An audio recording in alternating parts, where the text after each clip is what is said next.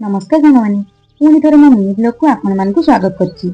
आपण मान तो शुणिथिबे ओडिया मानकर 12 मासे 13 पर्व। तो से 12 मासे 13 पर्व भितर दशहरा हेउछि हमर बड़ पर्व। सतरे साଙ୍ଗमानी दशहरा रे आम मानकर काम बढ़ी जाई थाए। आ हमर आज थिला घर झड़ा।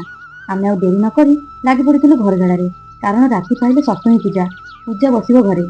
तापरे घर झड़ा सजेइथिला, मु घर खरिकी पुछा मार देइथिलि। एपटे पुओ नेकी पळे आसिला छतु छतु आनी कहूछि मालो छतु कर दे। ମୁଁ ତ କହିଥିଲି ପରେ କରିଦେବି। ଛତୁରେ କ'ଣ କଲି ଭିଡ଼ିଓ ଶେଷରେ ଜାଣିପାରିବେ। ମୋର କିଛି ଡବା ଡାଲିଆ ରହିଯାଇଥିଲା, ତାକୁ ନେଇ ମୁଁ କେନାଲ ପଳେଇଥିଲି। ଜାଣିଛନ୍ତି ସାଙ୍ଗମାନେ, ଏଇ କେନାଲଟି ଆସିଛି ହୀରାକୁଦ ଡ୍ୟାମ୍‌ରେ। ଏଇ ପାଣି ଚାଷ କାମରେ ଲାଗିଥାଏ। ତାପରେ ମୁଁ ଡାଲିଆମାନଙ୍କୁ ଖରାରେ ଶୁଖେଇ ଦେଇଥିଲି। ଏପଟେ କିଛିଟା ଡବା ଆଗରୁ ମୁଁ ଶୁଖେଇ ଦେଇଥିଲି, ସେ ଶୁଖି ଯାଇଥିଲା। ତାକୁ ମୁଁ ଖାପ ଦେଇ ରଖିଦେଇଥିଲି। ଛତୁରେ କ'ଣ କରିବି ଭାବିଥିଲି। ଛତୁରେ ଛତୁ ପକୋଡ଼ା କରିବି ବୋଲି ମସଲା ସବୁ ପକେଇ ଭଲସେ ଗୋଳେଇ ତାକୁ ଛାଣି ଦେଇଥିଲି। ପ୍ରଥମେ ମାଆଙ୍କୁ ଦେଇ ଦେଇଥିଲି ଖାଇବାକୁ। ତାପରେ ମା ଖାଇକି କହିଥିଲେ ଛତୁ ଭଲ ହେଇଛି। ତାପରେ ଆମେ ସମସ୍ତେ ଖାଇ ବସିଥିଲୁ। ଆଜି ଭିଡ଼ିଓଟି କେମିତି ଲାଗିଲା କମେଣ୍ଟ ମାଧ୍ୟମରେ ନିଶ୍ଚୟ ଜଣାନ୍ତୁ। ରହିଲି, ନମସ୍କାର।